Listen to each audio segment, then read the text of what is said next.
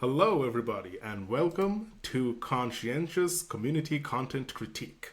Yes. I have with me John Denor of Goblin Points, and here we're trying to take a deep dive into what is, as far as we can tell, the first third-party crowdfunder for Thaw, the Great Thaw of Gryzmithrak Spire. So we're going to try to take a deep dive into this, into the adventure. We will give our thoughts and opinions and do a deep review of what it is so that you can decide whether the adventure is for you or not. And obviously remember, these are just our opinions, so you're free to ignore them as you please. Very much so, yes. All right, John. So, before we even get into anything, tell me what you felt about how it looked when you saw the PDF as you skimmed through them. What did you have any thoughts? Well, first of all, I really like the cover. Me too. The cover's really good, and a good first impression is always very good. When I looked through it, I how should I put this? I like I like the art, and my only main issue that I actually had when kind of skimming through it and reading through it is some of the tables are a bit cramped, which at least for me made it a bit confusing to parse them when I was trying to kind of figure out when am I supposed to read what, because all the text is so scrunched together. Yes. That's kind of the main thing that jumped out of me when I was looking through it. But I will also say, in their defense, they were really early out the door, so they didn't have any official products to kind of lean on when they laid this out. And I mean, I think in that context, I will say, and even though now that we have the official products out, laying out an MCDM stat block, that's not easy. You would know. Yes, I would know. It was not. It takes a lot of time and practice to get that one done, and they had to do this with basically no guidance, because when they went with the crowdfunder, it was just that wall of text, right? There was no art, there was no layout. Yeah, it was. So I do have a lot of sympathy for them. But how about you? What are your thoughts on looking through the document? Yeah, I think I really like it.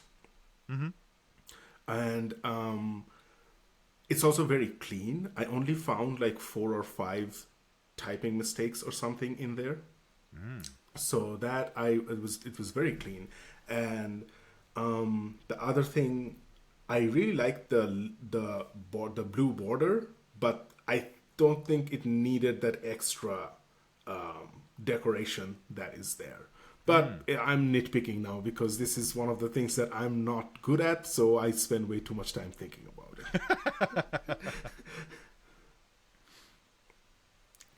But yeah, otherwise I think this is really good. I would be perfectly happy to buy this and get this PDF. Oh yeah, same.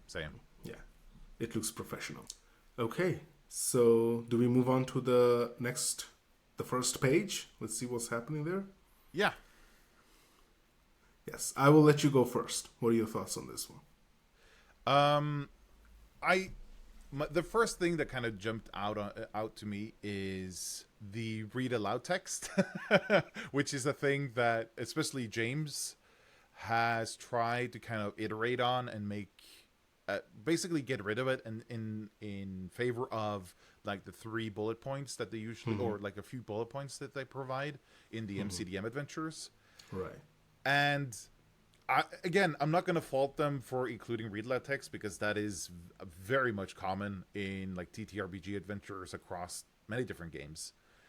And I have to admit that if I had to pick between the two, I do prefer the bullet points because that kind of leans more into the way that I run. But so I would probably do a bit of bullet pointing myself if I were to run this, because I want them more succinct and not to be as predetermined as they are here. I did note.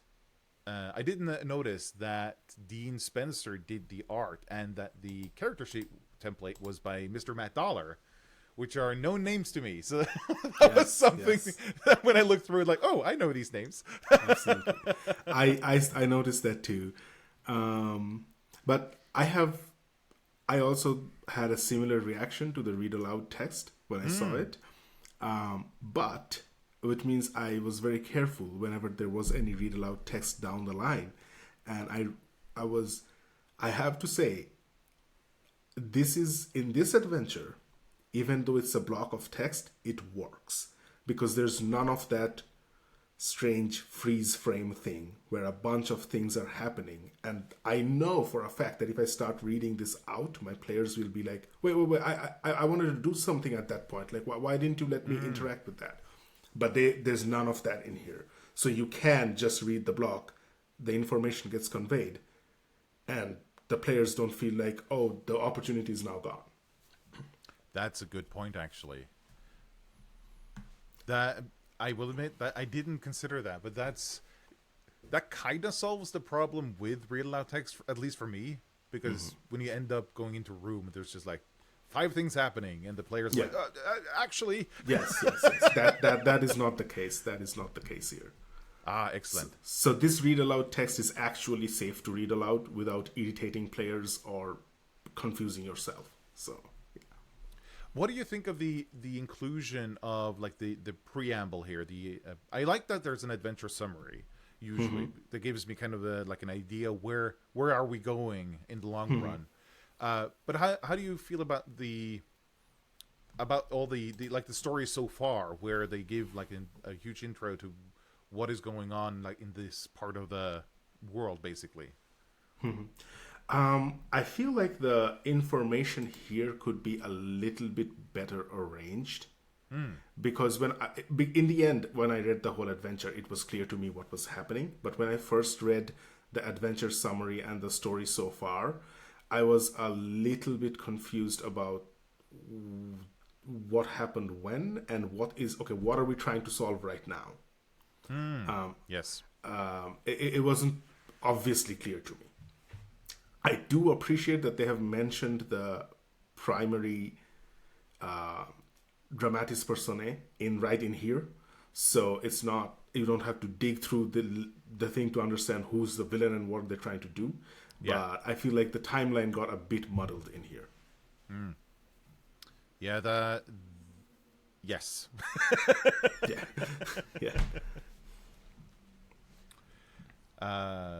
Yes, moving on to the next page. I do like this adventure overview in both that they summarize what kind of gameplay you can expect in each of the parts, and also like the small description that kind of explains this is basically what's going to happen at this point. But those two combined, because I usually see like the explanation of what is this part of the adventure, but the fact that they just say straight up that this is role play, this is negotiation, this is combat, this is tests, really, I don't know, it really helps me. I can better imagine how to space this out over the across my sessions when I know, okay, this is a combat, so that's going to take a while. Like my players, they're going to breeze through the role play, but when we get to combat, that's gonna be the meat. Yeah. No, absolutely. I think this is really good because I inherently do not think that there's anything wrong with a linear adventure. I'm not saying this is a linear adventure, but as long as there's like a clear understanding of this, and many times, especially even with the big hardcover adventures, I have a very hard time when I'm reading through it. I'm not reading every single word, right? I kind of want to skim it and get a feeling of whether I want to run this or not. But one of the big problems is the connecting tissue between the chapters of like, okay, what happened here in this chapter in the end that will take my players to the next chapter? That is sometimes surprisingly hard to figure out. And having something like this is actually very useful. And I also think overall in the adventure, they do a pretty good job of telling the GM of like, okay, this is what happened, and this is how it happens, and this is how it leads to the next chapter. Yeah. I mean, apart from that, the factions, I like them. I honestly do not have strong opinions about them one way or the other. No, me neither. Yeah. Okay, then I think we can move on to the next page. So you go first this time. Yes.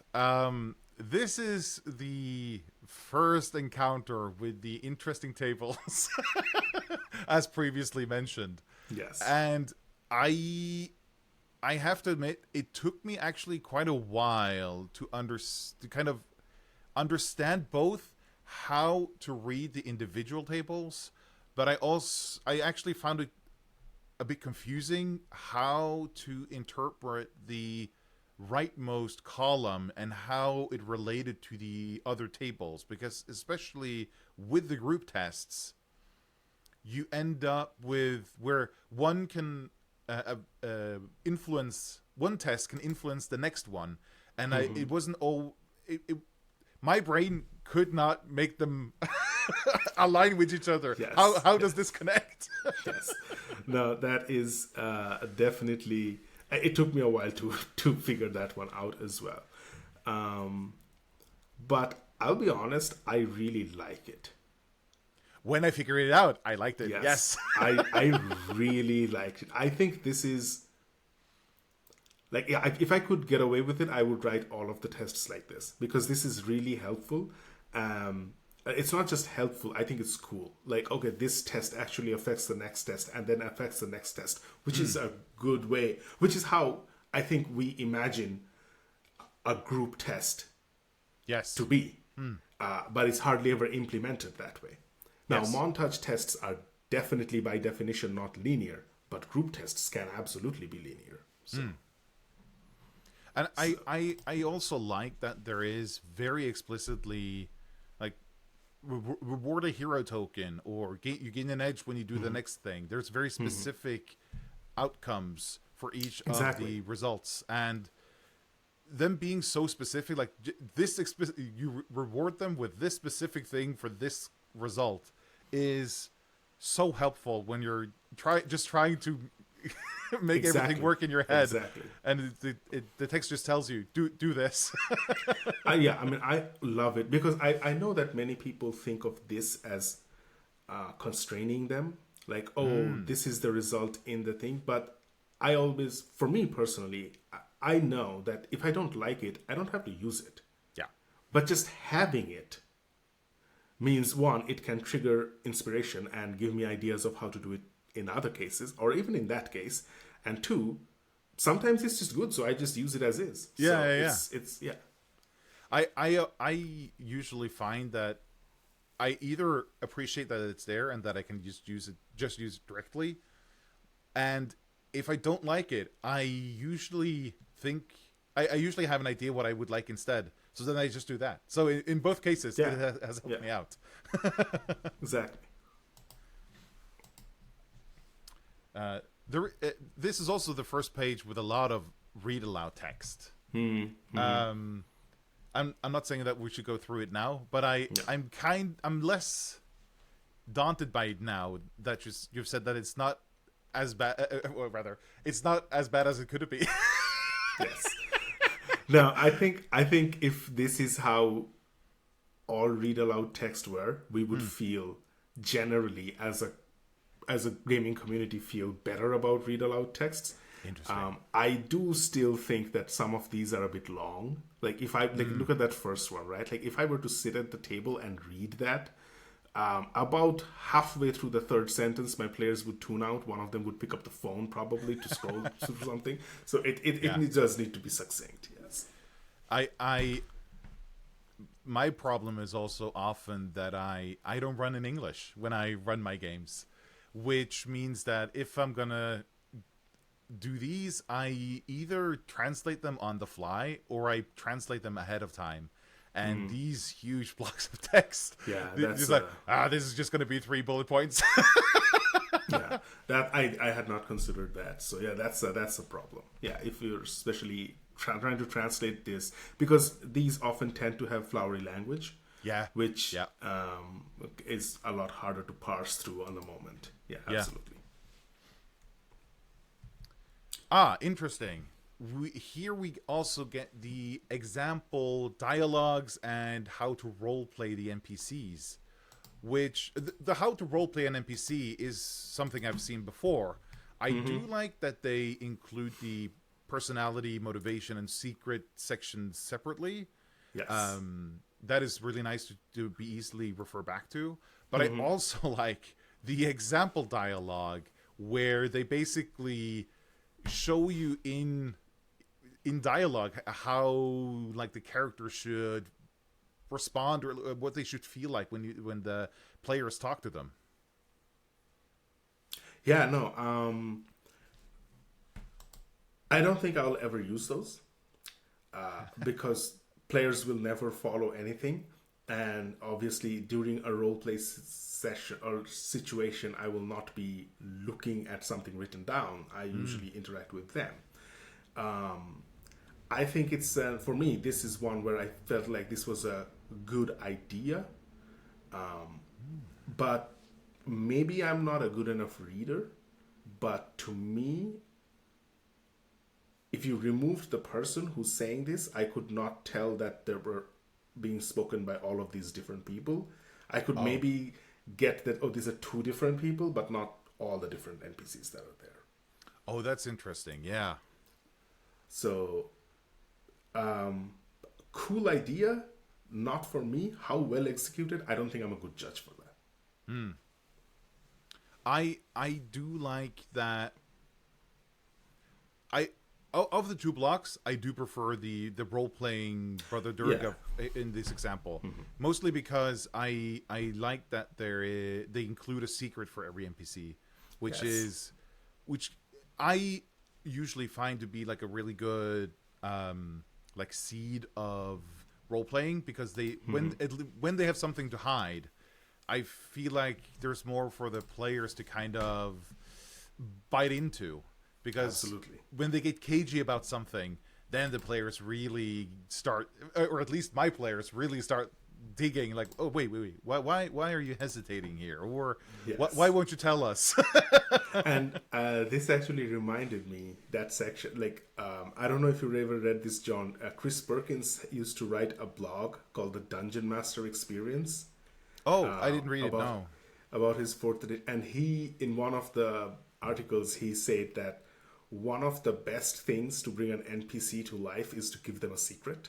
And I don't know if that had any influence on this, but this definitely reminded me of that. Interesting. I'm happy that I've come to the same conclusion as Chris Perkins. Yeah, well, I mean, Chris Perkins actually credits that to Ed Greenwood. So there you go. You and Ed Greenwood and Chris Perkins think of the same things. Let's see. Here we go. What did you think about this piece of art specifically, the overview of the whole village, basically? Yes. I think it looks really cool, but I often got confused by... And I couldn't commit this to memory when I was reading the thing. So I had to keep coming back and be like, where was this thing again? Wait. And also a lot of the things in this map look way closer to each other than I get the sense that they should be reading the adventure. Yes, that is something that I also... Sometimes I got a disconnect between what I was imagining based on this and what I was imagining based on reading the section where you move between some of the parts and there's like an avalanche, and I'm like, wait, where is this happening? Exactly my experience as well. I do like the art though. I think it's... I do. Yeah, it's spot on. It's exactly what I want from this kind of PDF. Yeah, exactly. Yeah. And now the tests that really confused me the first time I saw them.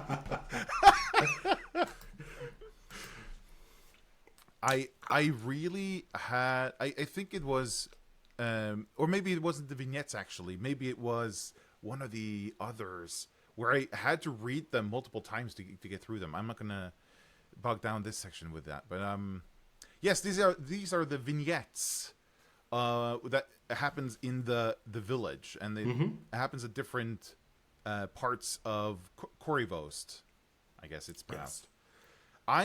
I actually really like these, and they do mention, I should say, that this is one of the parts you can skip if you want to cut down on the length of the adventure. Yes. But I really like this part. I don't want to skip this. Me too. I was like, dude, why doesn't every adventure do this? Like when we go to a town, instead of this like blah, blah, blah, blah, blah, blah, this.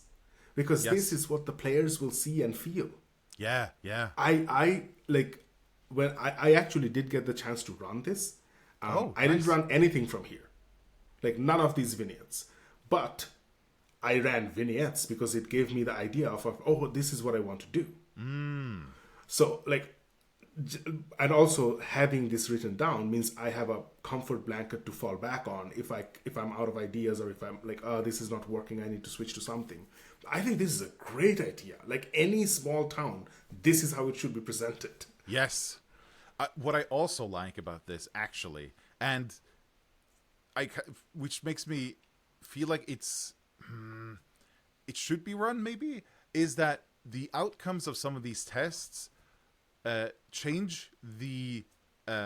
actively change how parts later in the adventure turns out. Like some of these remove like monsters from future fights, which so much of these TTRPGs are about, oh yeah, your choices have consequences, and too seldom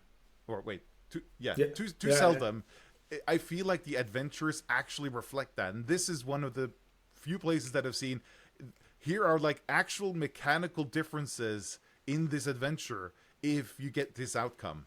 Exactly. Which excellent. I mean I used those consequences, I just didn't run the same tests. Sure. Yeah, and I think these vignettes get a gold star, like from me. Like if nothing else, this is the highlight for me in this adventure.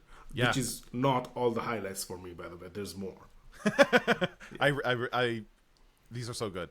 Yes. I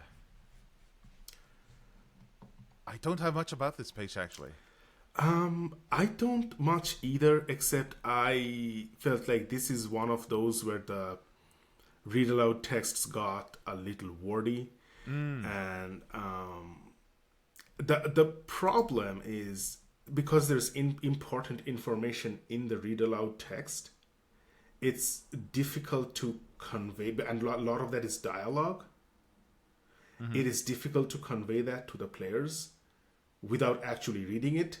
But if I start reading it, the attention span starts to go down pretty quickly. Yeah. So I found this to be a little bit of a difficult balance. But other than that, not much. I mean, it's not something that an experienced GM cannot fix on themselves. Sure. But I feel like the execution could be better. I will admit that at this point, when I'm looking at an adventure, the less work I have to do to run it, the better it... I'm proficient enough at running games. I just need you to do some of the work for me. Exactly. And I mean, some of the things that they did really well is giving us what is the answer, like what is the result of this test. Yes. Like, so that they did the work, so which is great. But then here it loses its way a little bit, but that's okay. It picks it back up again. Yeah. I think most of this is the art is done by Shay, which is co-credited on the front page or the cover of the adventure, and I love that they have this custom art for the kobolds that are blue instead of some other color. this art is amazing though. Yeah, like this art is just, I love it so much. Like it's great. Yeah, I love that there is custom art for this like important NPC that I'm able to kind of share with my players to kind of give them the image of this is actually the special kind of kobold you're talking to, and they Exactly. there's so much with the sling, the armor and the sling. There's so much personality in this that I love it. Yeah.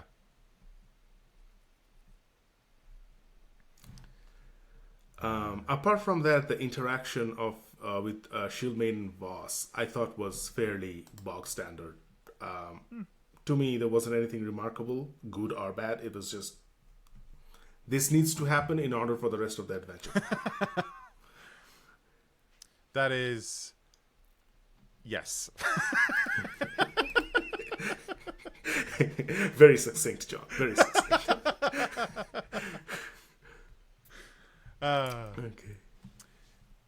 Here we're back at back on the tables, and these tables are insane because now the rightmost column has so much text to compare. This is where I was kind of struggling almost to read what the tables are doing, because they really struggle with the narrow layout that they're in, and I couldn't help but think that maybe they would have been easier to read if they'd used the whole width of the page.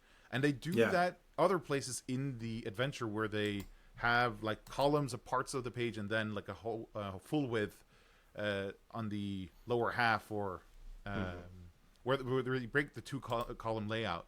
And I think I would have preferred it for these tables that have so many words in each of like the cells that the whole table gets difficult to kind of parse.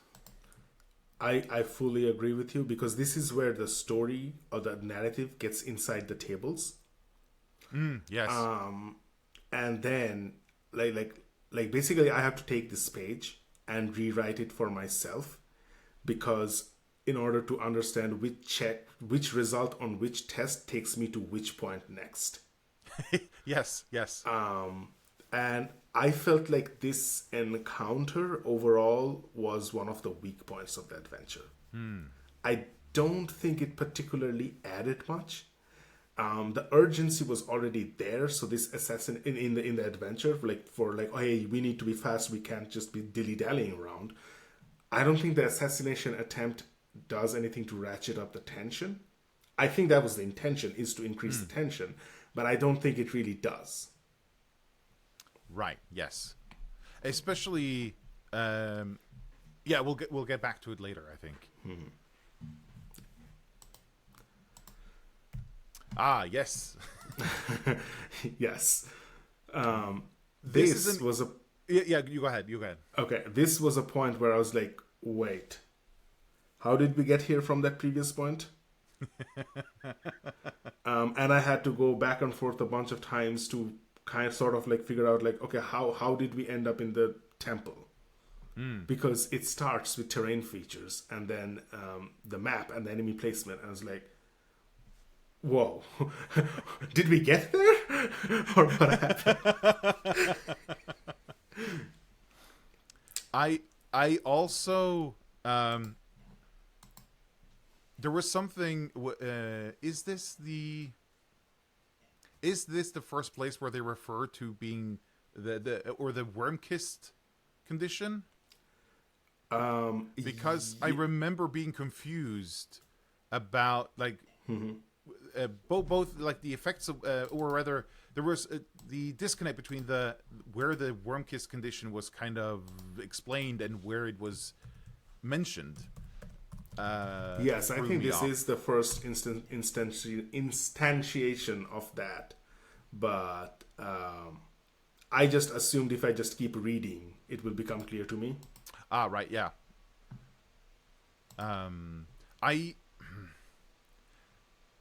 While I like the idea of the worm-kissed conditions and how they transform over time, I like the concept. But I felt like this added a level of bookkeeping, because now I need to have some idea how long ago they were affected. Yes, and also the other thing is, if you look at how long it takes for the worm-kissed condition to actually start affecting seriously, it's way too long. This adventure will be long over before then. Yeah, which both makes it. I understand that you might not want it to be happen like instantly, but I understand that by doing it this way, you can, in theory, have kobolds that are in different stages of the transformation, but it also makes it almost inconsequential. It feels like for the heroes, Right. because they're not going to spend 30 days in this place. I would say if this was just day 1, day 2, day 3, it would be a lot more interesting. Yeah. Because now the players really have to keep going. Yes. I do question, though, if you make it that fast, how long would the kobold how long would the kobold kind of resist the condition if the transformation is that quick? Like, wouldn't they all be... Yeah, but I mean, that's an easy solution. Like, literally off the top of my head right now, they're kobolds. They have draconic heritage. The players do not. The heroes do not. So the heroes transform faster than the kobolds. Okay. I can work with that as long as there are no dragon knights. and that could be cool too. Like, if there is a dragon knight, you'll be like, no, yours is a lot slower. That these two, if you want to save them, you gotta go. Well, that's true. That could actually be a nice point of tension, because then you realize, wait, these kobolds are my friend who's a human is at the same stage as that kobold, but they talked about starting to see the effects 2 weeks ago. Exactly. Why? Yeah. Okay. Exactly. That could be interesting, actually. Yeah. But I do, generally speaking, like that condition, like the worm-kissed condition. I feel like more adventures should make use of these, because that is one of those things that makes it this adventure. You know, like, it's not just any adventure; it is this adventure. To pull a reference from a completely different game, in Daggerheart's campaign frames, they do actually sometimes include these custom kind of systems that may affect you in this specific campaign frame, to kind of give it this like a mechanical give like something that's would kind of read like flavor, but it gives it a mechanical effect in the setting to make it feel more real, I guess. And I feel like it's the same thing here, where you have this very specific effect that makes the adventure feel more substantial. Yeah, and unique, right? Like, you probably do not see this in anything else. Yes. Yeah. And I should almost say that is kind of how Draw Steel handles a lot of the monsters, where especially a lot of solos will have like custom conditions that they can affect, or like the Angulodals have like their wet condition that only they make happen, which makes them feel very unique from any other monster, because they have this special thing. Exactly. So it's very what I'm trying to say is it's very Draw Steel design. Yeah, no, this is really cool. Yeah, I really liked it. Once again, I love the art. I do too. Yes. Pontifex Burin. I do have to say, though, I feel like this is where the adventure sort of lost its way a bit. It finds its way again, but this part was a little bit strange to me, because specifically in here there's Pontifex Burin delivering a speech, and there's a bunch of kobolds, including Reva, in here, and then the heroes can just walk in and start negotiating with Reva to forego her impending what's it called, the rite of ascension or something, and then come back. This one felt really contrived to me. Because then, like, why would the other kobolds let the heroes in? Clearly they're not kobolds, so they're not joining this. Two, Pontifex Burin is smart. He's not just gonna let someone negotiate with a very strong ally, Reva, right there and then. That is... Yes, which is going to be my signature response when I agree. I need to let you go first from now on. Right, here's the negotiation with Reva.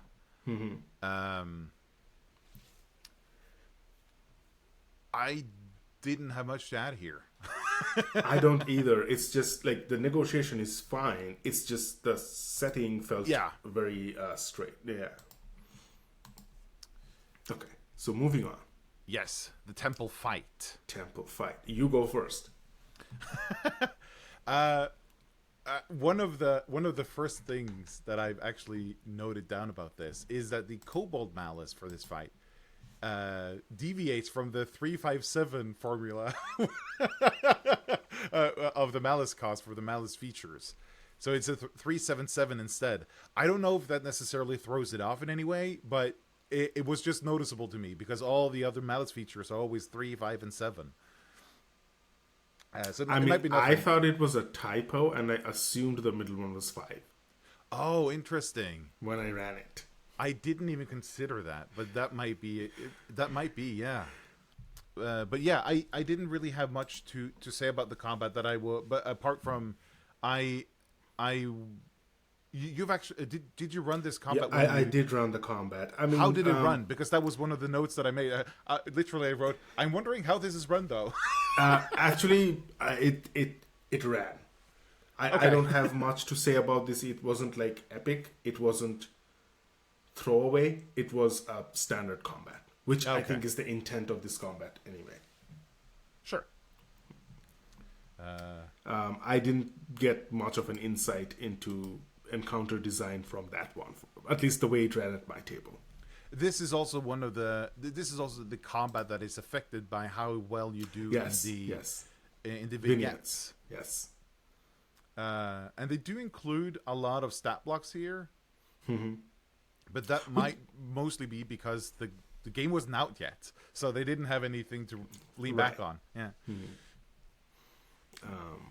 Okay, up the mountain. I've noted that I how should I put this? The text in cursive that's supposed to be from like this Chronicles book that like a historiographer Brother is writing. Yeah. This is the kind of stuff that I kind of like, but I'm actually not gonna ever read or use. It's one of those where I like that it exists, but I have no use for it. Yes.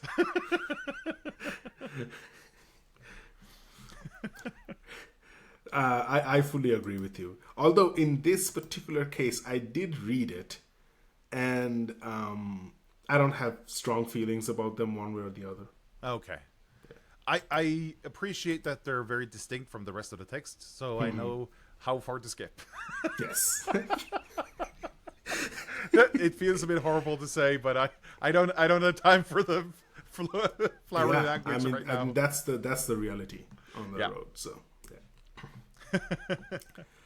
yeah. Actually, this one I will let you go first again. All right. Once again, I like the fact that I like the tables with the outcomes again, and I like how I like how these are done. I like how they're laid out, and it's confusing where it happens. Yes. That's actually basically take a step back, right? Like, because in the previous page we have the 3 different ways to get there. Yes. How do you feel about that?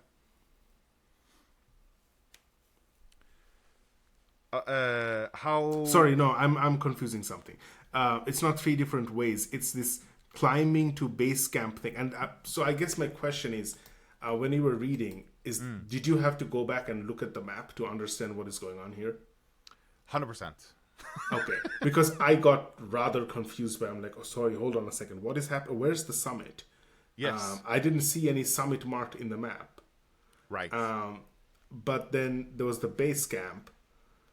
and there was a crevice on top, and I was like, is the crevice the final location where you have to go? But like it says the summit, which is the 6.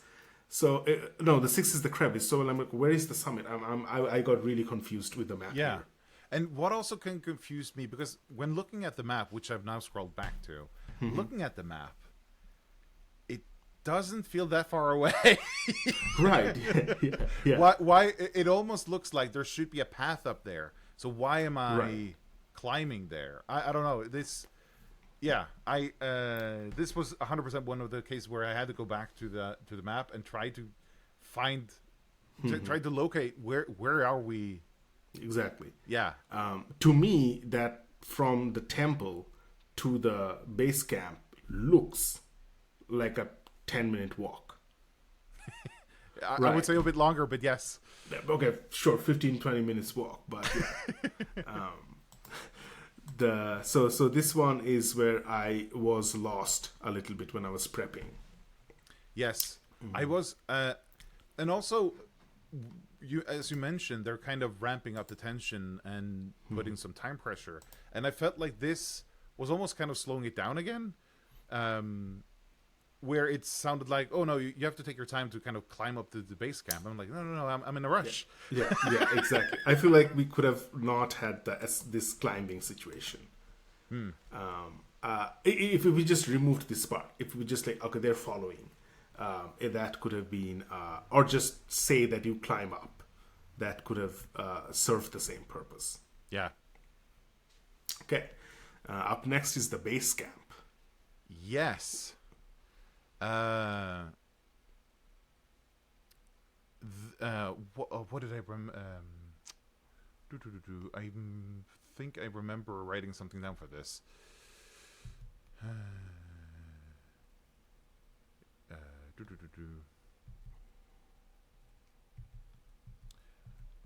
Is this? Oh, this is. Wait. Okay, you go first. Okay. I have nothing super insightful to say about this chapter. This part, the base camp. It is very fantasy adventure. I do really like Quarzel, the NPC. My players did not particularly want to interact with her too much, which could potentially be one of those things that you were talking about, where they're like, okay, we just spent climbing the mountain, which kind of slowed things down. I thought the bad guy was running to do something. Why am I talking to this NPC? Yes. That probably is the reason that they didn't really want to talk to her. Although she's really funny, so I thought it would be fun to roleplay her, but I didn't get the chance to do that. But I think that is the reason. Is like the players had a sense of urgency and wanted to keep going. Yeah.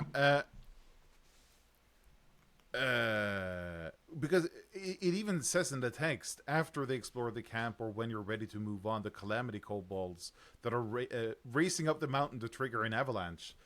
And I'm like, why? This feels contrived. Again, yes. Where they're kind of waiting. Are they ready to move on? Okay, now. It's the video game suspension, right? Where the evil is eviling in a circle until the hero shows up.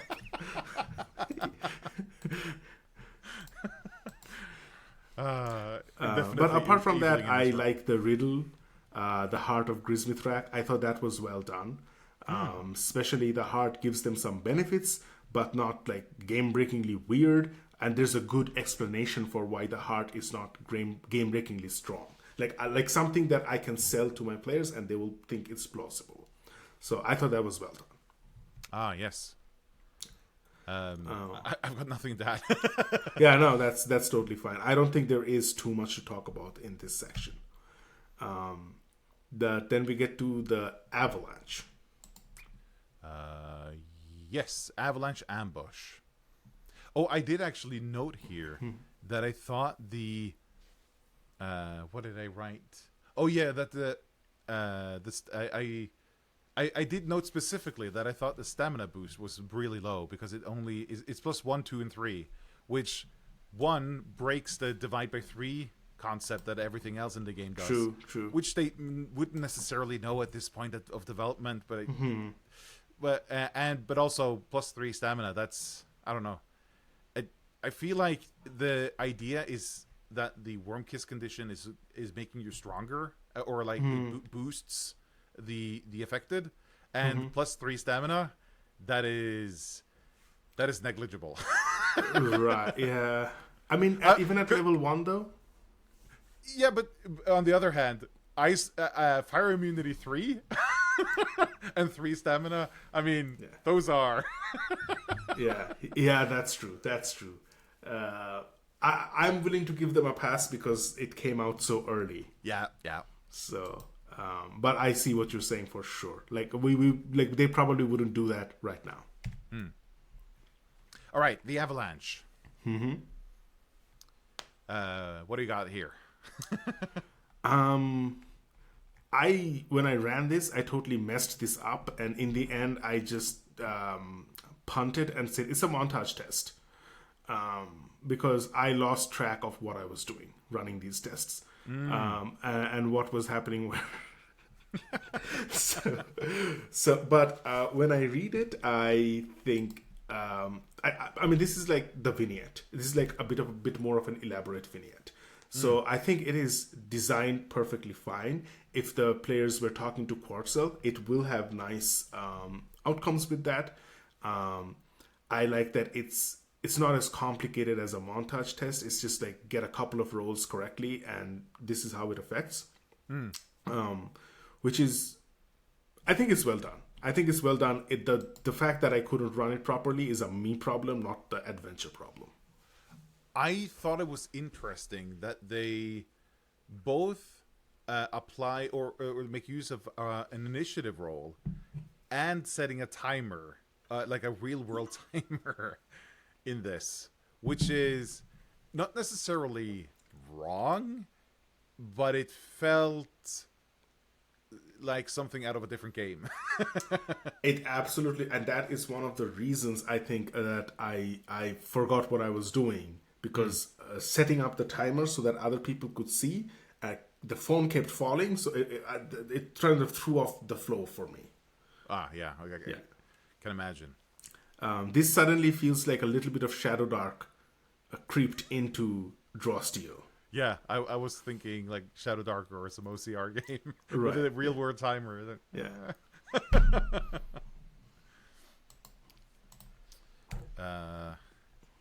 Did you have anything about the mostly stat blocks? Yeah, not really. The combat, I feel like I didn't need that combat. Yeah. Like have the avalanche or have the combat. You don't need both. And I also think it's interesting that part of the combat result asks you whether, if the heroes push on, you grant them hero tokens, but if they can also elect to take a full respite here, which I found out of place. This isn't a place where I would expect to take a respite. No. And I like the idea.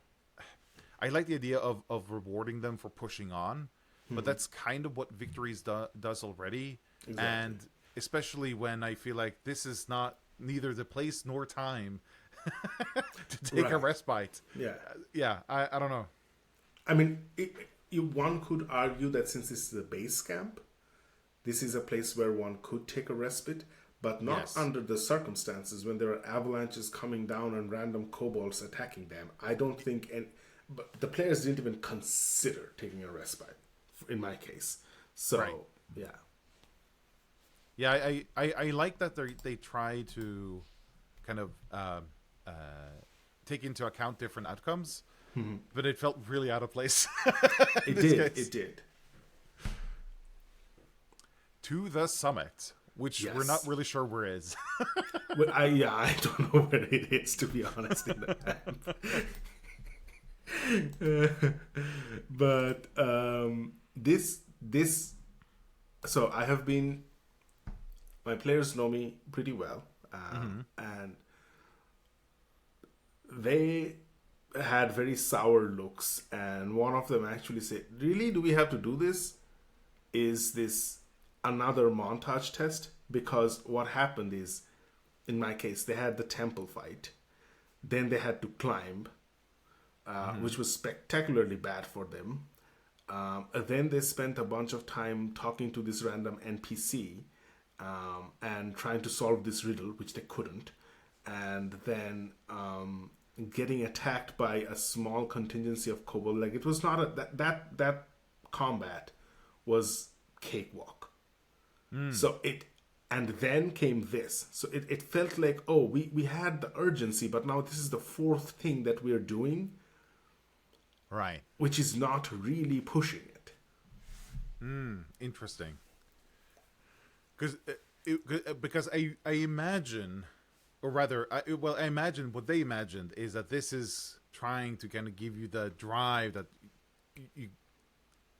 we're trying to get something done, so we're doing like a thing here. But it sounds like it felt more like another thing that's slowing us down. Why are right. Why aren't we getting there? Exactly. I feel like this is one of the cases of making travel interesting, where you might regret trying to make it interesting, but it might have been better to say you get there. Yeah.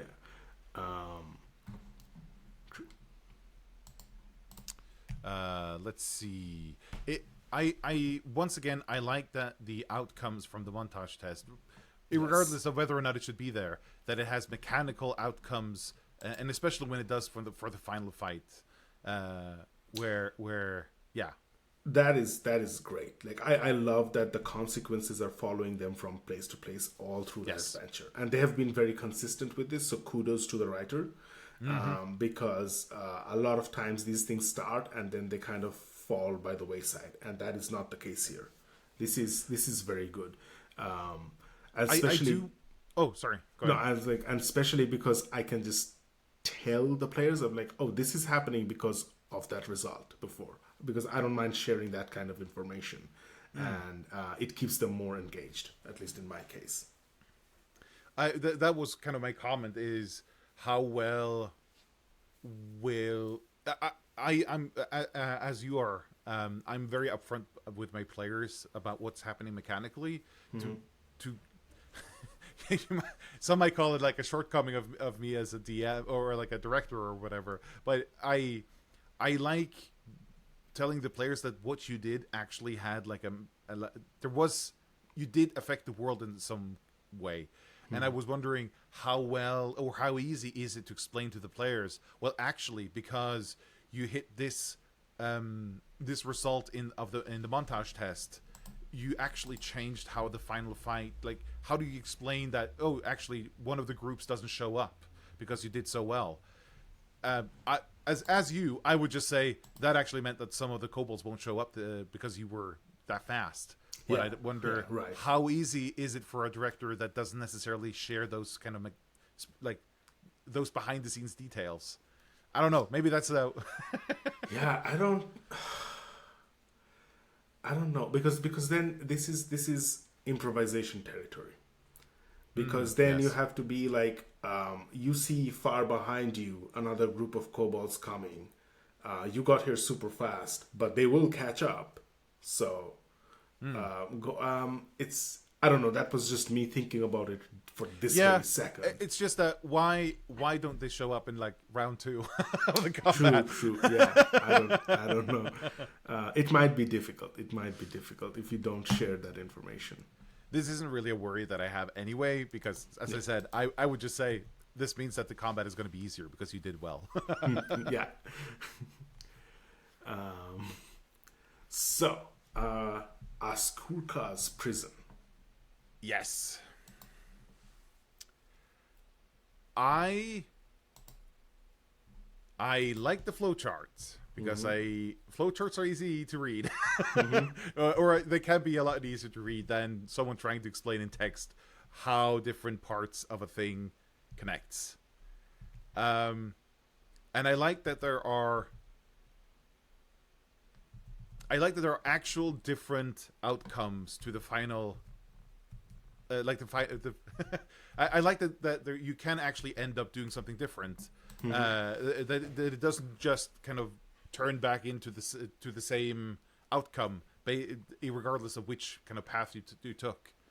I like that there are basically 3 options here on how to get to one of the, well, 2 of them kind of go to get to the same thing, but you get there in different ways. Yes, but it's also 2 different outcomes. It's not the same outcome both ways. Yes. Yeah, this is like when I saw this, I'm like, oh, they basically Janelle Jacques'd this last section where Yes. Yeah, it's like you take this path and you have to stick to it.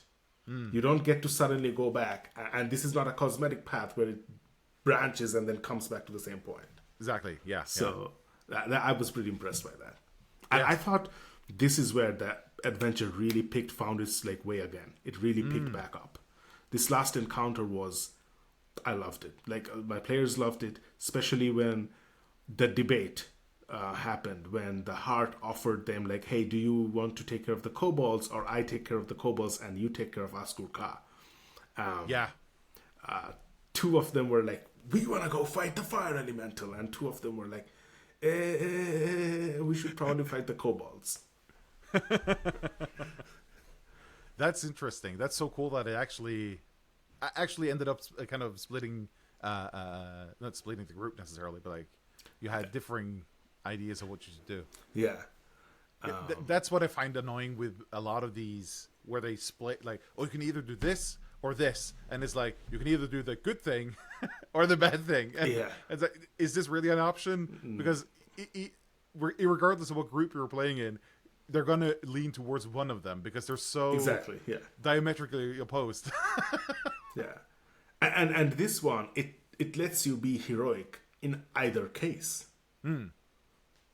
So I thought this was actually a very well done, because it's a meaningful choice, but it's really a choice. It's not like one option wins and the other one is like nowhere to be seen. So that was really impressive. I also really liked this map, by the way. Oh yeah, because this was it was fun to run. It's well designed. This encounter is very well designed. Interesting. This read like fun, but that's not necessarily a guarantee that it's going to be fun to run. But I'm planning to run this in the future, and if this combat is as fun as I imagine it to be, then I'm really looking forward to running it. Yeah, I mean, honestly, as I say, the group was sort of feeling a bit dull after those 4 back-to-back slowing down things. But then once this one started, they didn't even bother like talking or anything. They just like, we're going in, we're killing things. They went in, they started killing things, and they had a lot of fun. Like it really pick things back up. And when they were trying to make that decision, that conversation was happening in initiative. Ah, interesting. So after I think a round and a half, someone was like, okay, let's just do one thing.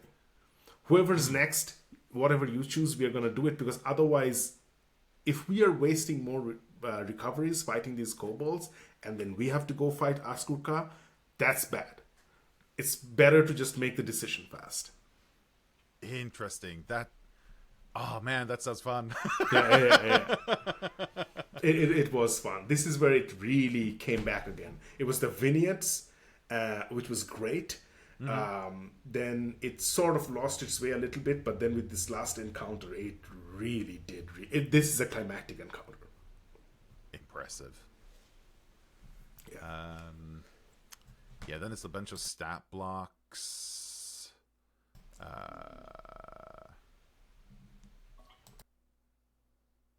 And then it's Askur-Ka. Mm-hmm. Do you have any input here?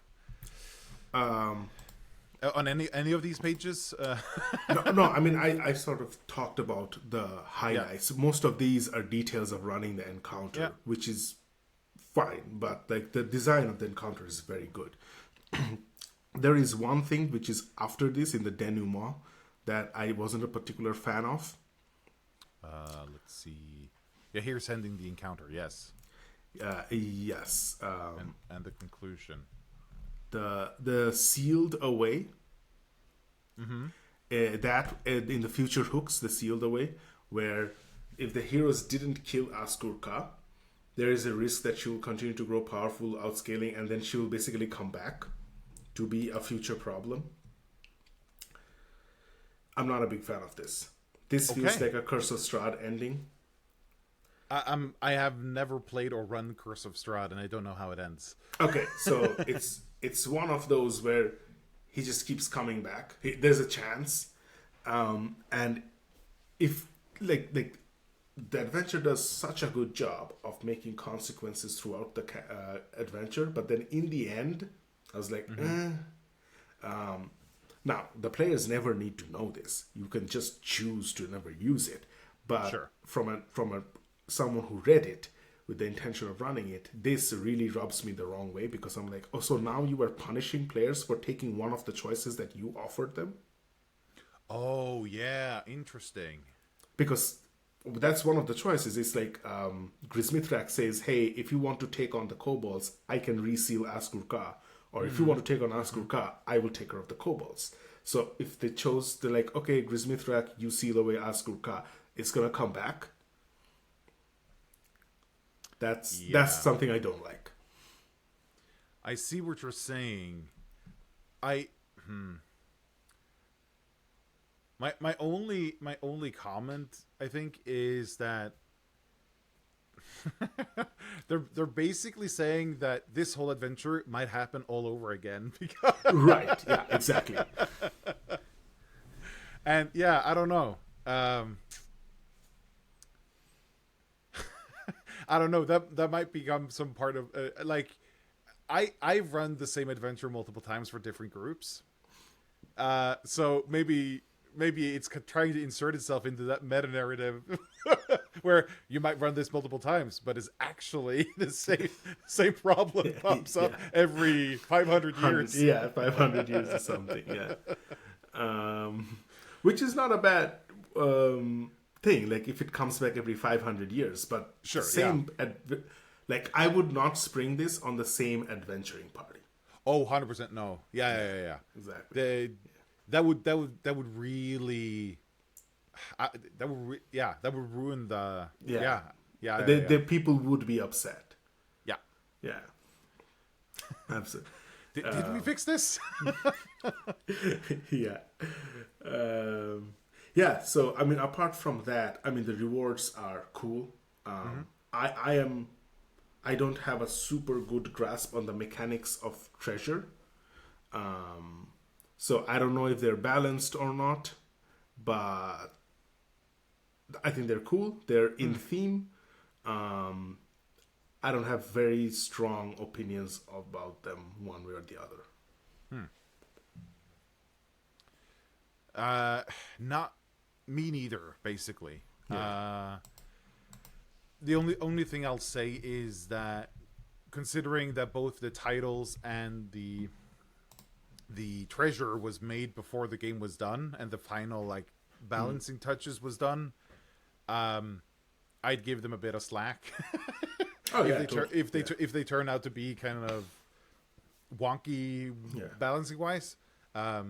One thing specifically that kind of pops out at me is, for example, the amulet of Gryzmithrak that grants you +1 cold resistance, which in one way that's not how you word it in draw steel terms, but also +1 doesn't really scale well when you reach like 10th level. But the triggered action does level scale, so they were thinking about it, but I don't know.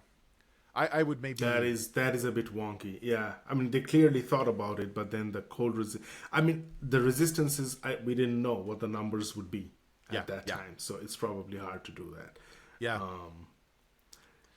So my initial thought was either make it like a level treasure where it jumps specifically, or just make it level or echelon scaled. But that's I'm not going to go into details.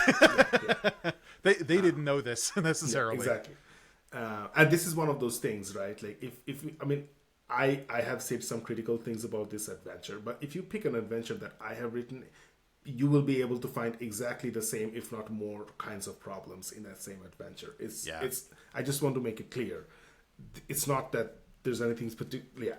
like if I criticize something, I probably make those same mistakes or have to make those same compromises when I'm writing something. So Yeah, 100%.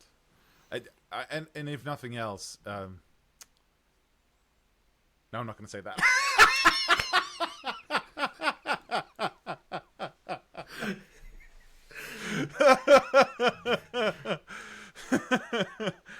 I'm just going to stop myself.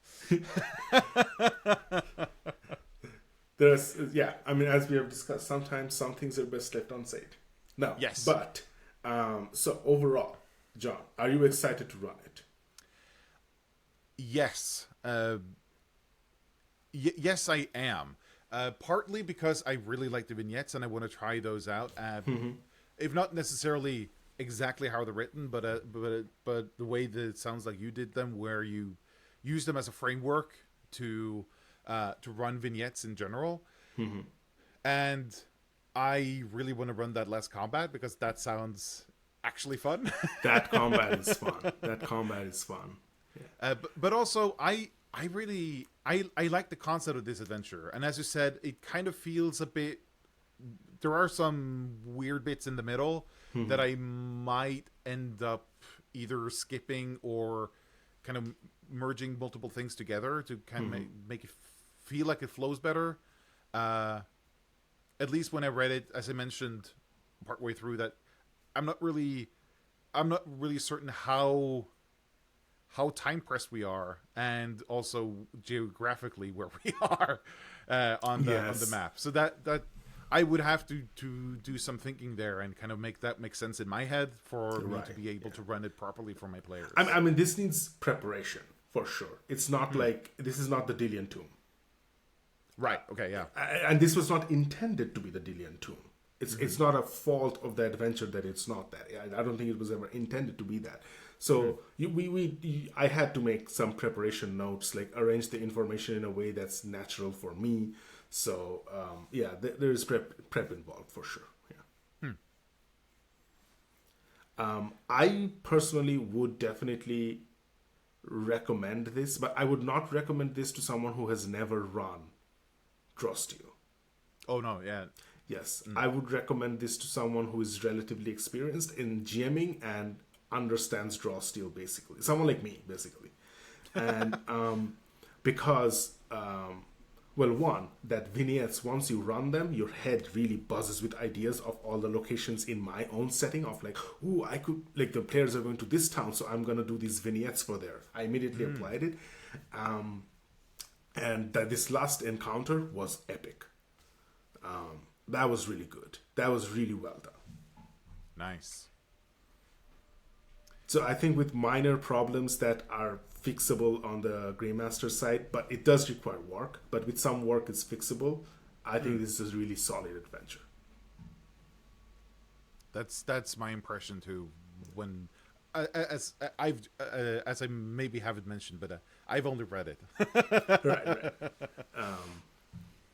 But yeah, that's the impression that I'm left with. That it is a solid adventure with some minor